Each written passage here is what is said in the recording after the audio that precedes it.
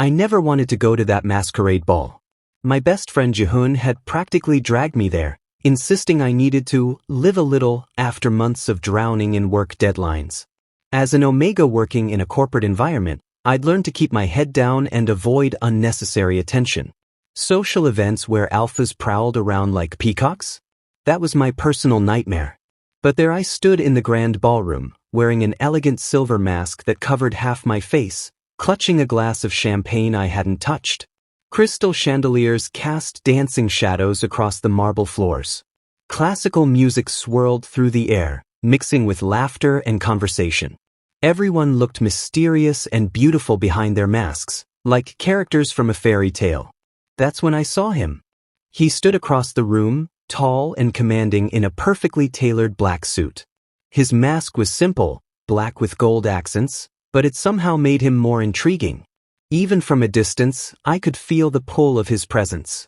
An alpha, undoubtedly. But something about him felt different from the others who'd tried approaching me all evening. Our eyes met, and my breath caught in my throat. He started walking toward me, and my heart hammered so hard I thought everyone could hear it. I should have looked away. Should have found Jihun and begged to leave. Instead, I stood frozen as he approached, drawn to him like a moth to flame. "You look like you'd rather be anywhere else," he said, his voice deep and warm with a hint of amusement. "That obvious?" I managed, surprised I could form words at all. "Only to someone who feels the same way." His smile was visible even behind the mask. "I'm supposed to be here for a business obligation, but I'd much rather be home with a good book." We talked for hours.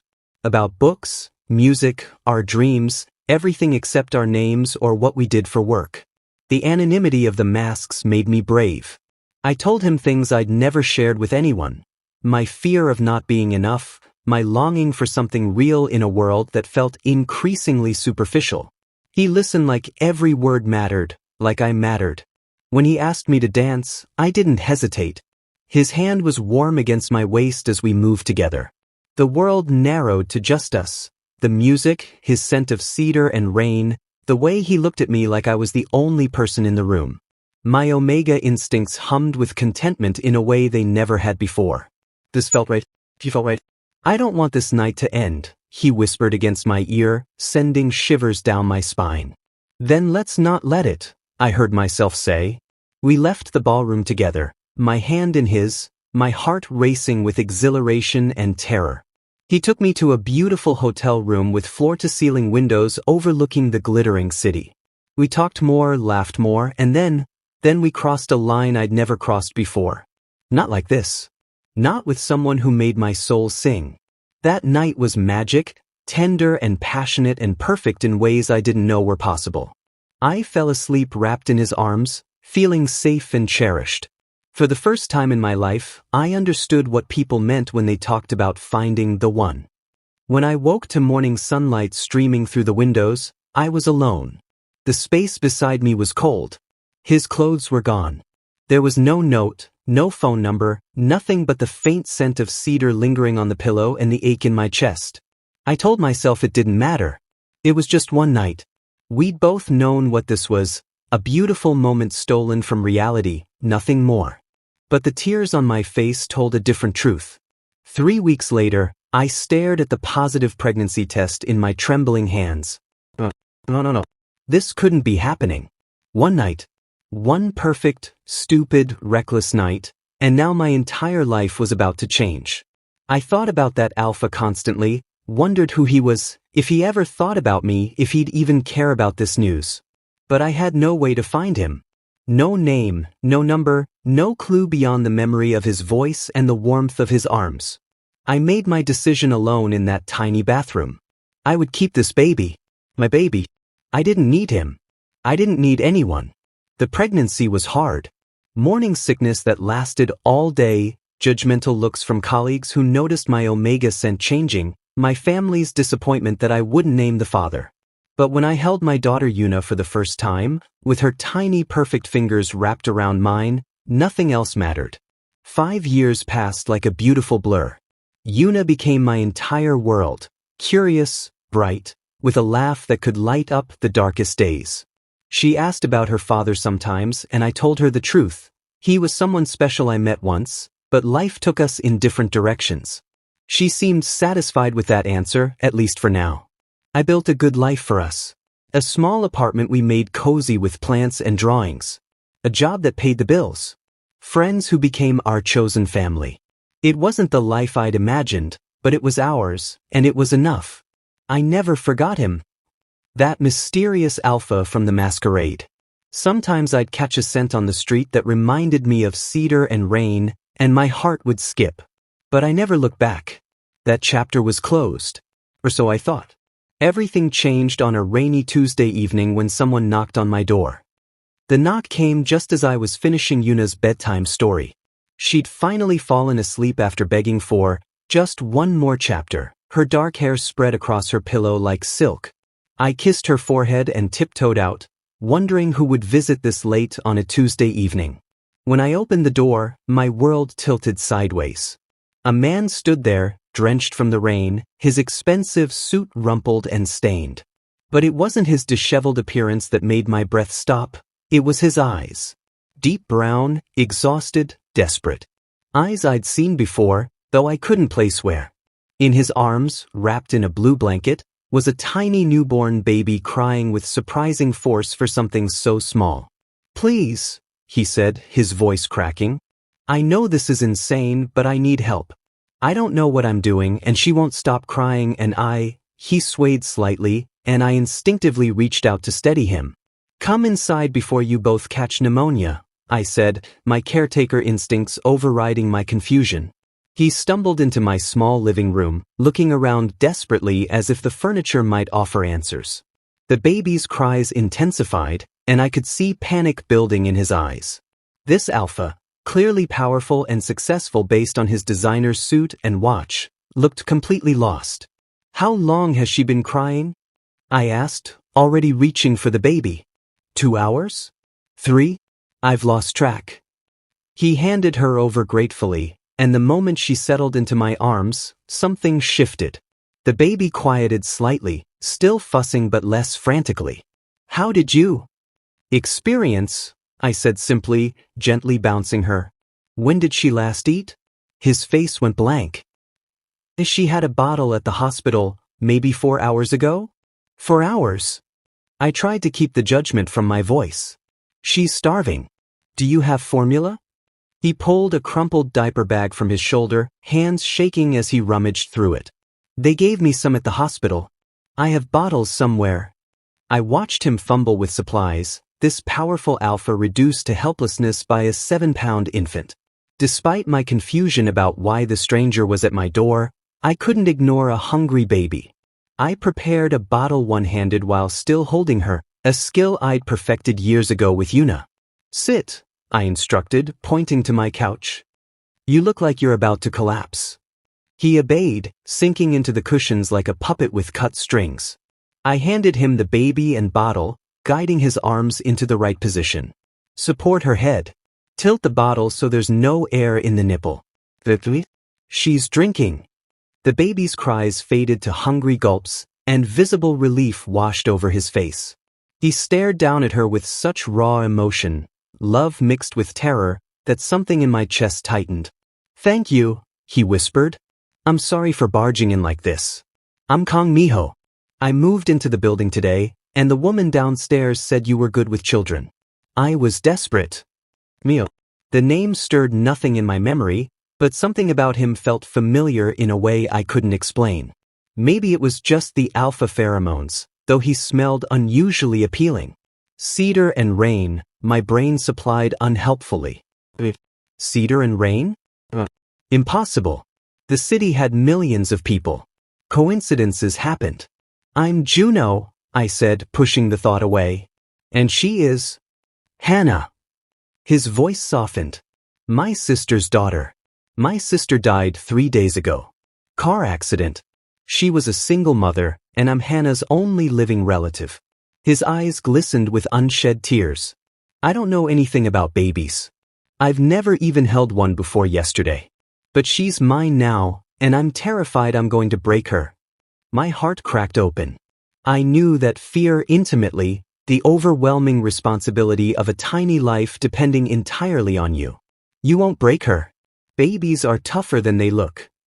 Will you help me? The desperation in his voice was palpable. Please. I can pay you. I just need someone to teach me how to keep her alive. I should have said no. I had my own child, my own life, my own complications. But looking at Hannah's tiny face, peaceful now as she drank, and Miho's exhausted desperation, I couldn't refuse. I'll help, I agreed. But no payment. Just be a good father to her. That's all she needs. Relief flooded his features. Thank you. God, thank you. Over the next hour, I taught him the basics, how to burp her, change her diaper, swaddle her properly. He was attentive, asking questions, taking mental notes. Despite his inexperience, I could see his determination. He truly wanted to do right by this baby. Mommy! A small voice made us both turn. Yuna stood in the hallway, rubbing her eyes, her favorite stuffed bunny dangling from one hand. Who's here? Just a new neighbor, sweetheart. He needed some help with his baby. Yuna patted closer, curious. A baby? Can I see?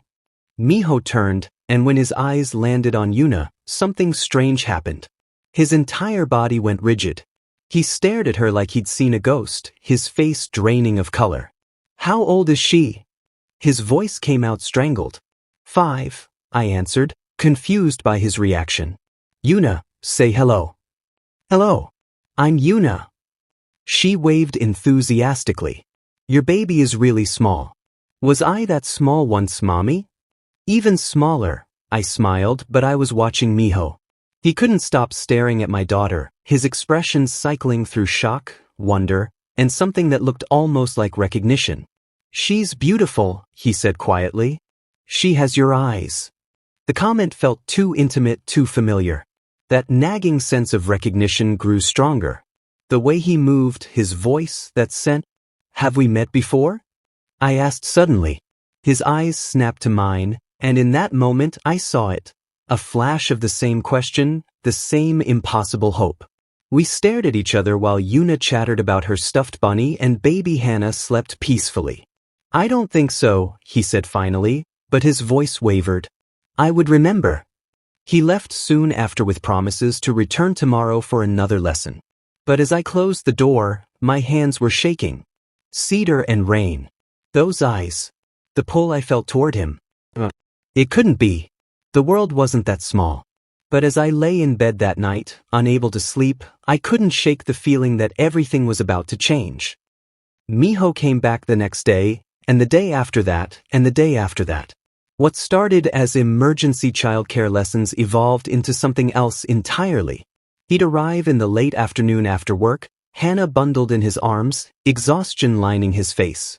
I'd make tea while he settled on my couch, and we'd navigate the mysterious world of infant care together. Yuna adored him immediately.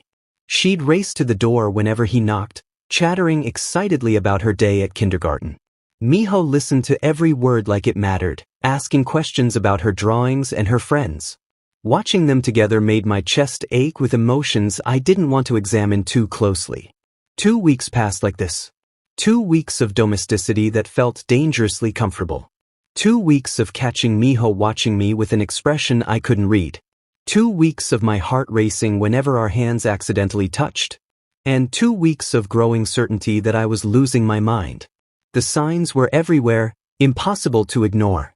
The way he took his coffee, black with 1 sugar, exactly how that alpha from the Masquerade had ordered his. His habit of running his fingers through his hair when frustrated. That scent that haunted my dreams. Even his laugh, rare but beautiful, struck familiar chords in my memory. But it was impossible. Wasn't it? Everything came crashing down on a Saturday afternoon. Yuna was at a birthday party, and I'd offered to watch Hannah while Miho ran errands.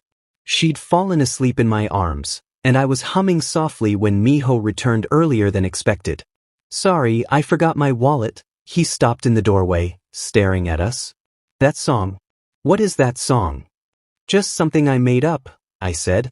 I used to sing it to Yuna when she was a baby. Why? His face had gone pale. My sister used to hum that exact melody. Our mother sang it to us when we were children. It's not a real song, she made it up. My blood turned to ice. That's not possible. I've never met your sister. No, but... He moved closer, his eyes intense. Juno, I need to ask you something, and I need you to be honest. Where did you really learn that song? My mind raced, pieces clicking together in a pattern I'd been refusing to see. I don't know. I've known it forever. Since. My voice trailed off. Since when? He pressed. Since about 5 years ago, I whispered. After a masquerade ball. The silence that followed was deafening.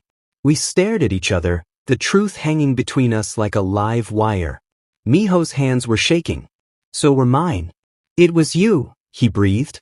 The Omega in the silver mask. God, it was you all along. You left, I said, and 5 years of buried hurt erupted. I woke up and you were gone. No note, no explanation, nothing. And now you show up at my door with a baby and you don't even remember me. I did leave a note. His voice rose, startling Hannah awake. She began to cry, and we both automatically moved to comfort her, our hands colliding on her tiny back. I had an emergency call, my sister. She was in the hospital, bleeding, high-risk pregnancy. I wrote you a note with my number, left it on the nightstand. I came back 3 hours later and you were gone. The hotel said you'd checked out, and I had no name, no way to find you. There was no note, I said through gritted teeth, gently bouncing Hannah. I looked everywhere. Housekeeping, he said suddenly. It must have been housekeeping. They probably threw it away when they cleaned. I tore that city apart looking for you. I went back to the Masquerade organizers, but they said guest lists were confidential. I hired a private investigator, but with only a physical description and no name.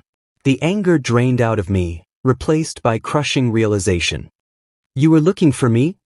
Every day for 6 months. Then periodically for years after that. I never forgot you, Juno. That night, his voice cracked. That night changed everything for me. I looked down at Hannah, now calming in my arms, then toward Yuna's bedroom door. Yuna, I said softly. She's yours, isn't she? You knew the moment you saw her. I suspected, he admitted. She has my mother's nose, my sister's smile. The timing fit perfectly. But I didn't want to assume, didn't want to barge into your life with accusations. I thought if I spent time here, I'd figure out how to tell you, how to ask. He laughed bitterly. I've been working up the courage for 2 weeks. She asks about you constantly now, I said, my heart hammering. She asked me yesterday if you could be her daddy since she doesn't have one. Miho's breath hitched. What did you say? I told her that grown-up relationships are complicated. I met his eyes. But she's right to see it. You're good with her, Miho. Better than I expected. She loves you already. And I love her, he said fiercely. From the moment I saw her, even before I suspected the truth. She's incredible, Juno. You've done an amazing job raising her alone. But you shouldn't have had to do it alone. I managed. You shouldn't have had to just manage. His frustration boiled over. Do you know what it's like discovering I have a 5-year-old daughter? That I missed her first steps, her first words, 5 years of her life? And it's no one's fault, just a terrible cosmic accident, but it kills me. Hannah started crying harder, feeding off our emotional turmoil. We worked together to soothe her, moving in unconscious sync like we'd been doing this together for years instead of weeks. What do we do now? I asked quietly once Hannah settled. I want to be in her life, Miho said immediately. Officially. As her father. If you'll let me. And what about us? The question escaped before I could stop it. That night wasn't just about creating Yuna. It meant something. At least to me. His eyes softened. It meant everything to me. I've compared every person I've met to a memory of someone whose face I never fully saw. No one ever measured up. We don't really know each other, I said, even as my heart argued otherwise. Then let's change that. He shifted Hannah so he could reach out, his fingers brushing my cheek. We have time now. We have a reason to try. The front door burst open. Mommy, I'm home. The party had a magician and Yuna froze, looking between us with wide, knowing eyes. Are you and Uncle Miho going to get married? Despite everything, we both laughed. Leave it to a 5-year-old to cut through complexity. Maybe someday, Miho said, looking at me with hope and question in his eyes. If your mommy will give me a chance. I thought about fate, about masquerade balls and missing notes, about how the universe had brought us back together through the most unexpected circumstances. Maybe someday, I echoed and allowed myself to smile. 3 months after the revelation, I still woke up some mornings convinced it was all a dream. But then I'd hear Yuna's laughter from the living room and Miho's deeper chuckle responding, and reality would settle warm around my heart. We took things slowly. Miho formally acknowledged Yuna as his daughter, though we kept the details private. To the world, he was simply a dedicated father stepping up. Yuna adapted with the easy resilience of children, though she had questions. So many questions. Why didn't you find Daddy sooner? She asked me one night during our bedtime routine. Sometimes grown-ups make mistakes, I said carefully. But the important thing is we found each other now. She seemed satisfied with that, snuggling into her pillow. I'm glad we did. Hannah needs us. She doesn't have a mommy. Her words pierced my heart. At 6 months old, Hannah was thriving, but Yuna was right. She'd lost her mother before ever knowing her. The weight of that tragedy never fully left Miho's eyes. We established routines. Miho came for dinner 3 times a week. On weekends, we'd go to parks or museums, learning to navigate as a unit. People assumed we were married, and neither of us corrected them. It felt easier than explaining our complicated truth. But his family was another story entirely. My parents want to meet you, Miho said one evening, tension radiating from his shoulders. We were cleaning up after dinner while both girls napped. They know about Yuna now. They want to meet their granddaughter. And they're not happy, I guessed, scrubbing a pot harder than necessary. They're traditional, he admitted. An Omega who kept their grandchild's secret for 5 years, even if unintentionally. They see it as a betrayal of alpha rights. The old familiar shame tried to claw its way up my throat. Maybe we should wait. No. His hand covered mine, stopping my aggressive scrubbing. You did nothing wrong, Juno. Nothing. I won't let anyone make you feel otherwise. The dinner with his parents was as awful as I'd feared.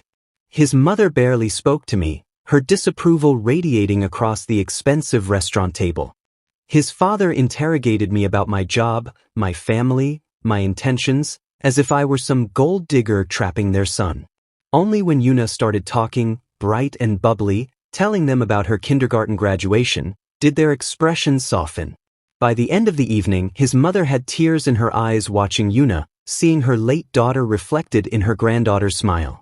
She has Minji's spirit, she whispered, touching Yuna's hair gently. Then to me grudgingly, you've raised her well. It wasn't acceptance, but it was a start. The real crisis came on a Tuesday evening. Miho arrived looking shattered, Hannah crying inconsolably in his arms. The adoption attorney called, he said, voice hollow. Hannah's biological father surfaced. He wants custody. My blood ran cold. What? Your sister said he wanted nothing to do with the pregnancy. Apparently he's changed his mind. Or more likely he learned about my family's money. Bitterness dripped from every word. He's filed a petition. There's going to be a custody hearing. I took Hannah automatically, soothing her while my mind raced. What can we do? Fight, Miho said, steel entering his voice. I'm her guardian. I've been caring for her since birth. But if he can prove he's fit and willing. His hands clenched into fists. I can't lose her, Juno. She's all I have left of my sister. The next weeks were a nightmare of lawyers and court dates. Miho's ex-brother-in-law turned out to be exactly the kind of man we'd feared, neglectful, motivated by money, with a lawyer arguing that a wealthy biological father trumped an uncle's claim. I attended every hearing, Yuna staying with Jihun. I testified about Miho's dedication, his transformation into a loving father. I showed videos of Hannah laughing in his arms, photos of her nursery he'd carefully decorated, medical records showing he'd never missed a pediatrician appointment. Mr. Kong, The judge asked during the final hearing, "What makes you believe you're the best option for this child?" Miho stood, holding Hannah. She was teething, cranky, but she settled against his shoulder with complete trust. "Because I love her," he said simply. "Not because of obligation or money or what people expect. I love her because she's my sister's daughter, because she depends on me, because every smile she gives me feels like a gift. I've changed every diaper, learned every cry, memorized every preference. I'm not perfect, but I'm hers. And she's mine." The courtroom was silent except for Hannah's soft coos. The judge ruled in Miho's favor. The biological father's petition was denied. When we left the courthouse, Miho pulled me into a fierce embrace, Hannah between us, both of us crying with relief. "Marry me," he said suddenly. I pulled back, stunned. "What?" "Marry me," he repeated, more certain now. "Not because of the girls, not because it makes sense legally or socially. Marry me because I'm in love with you, Juno. I fell in love with you at that masquerade ball, and I've fallen deeper every day since finding you again. Marry me because we're already a family, we just need to make it official."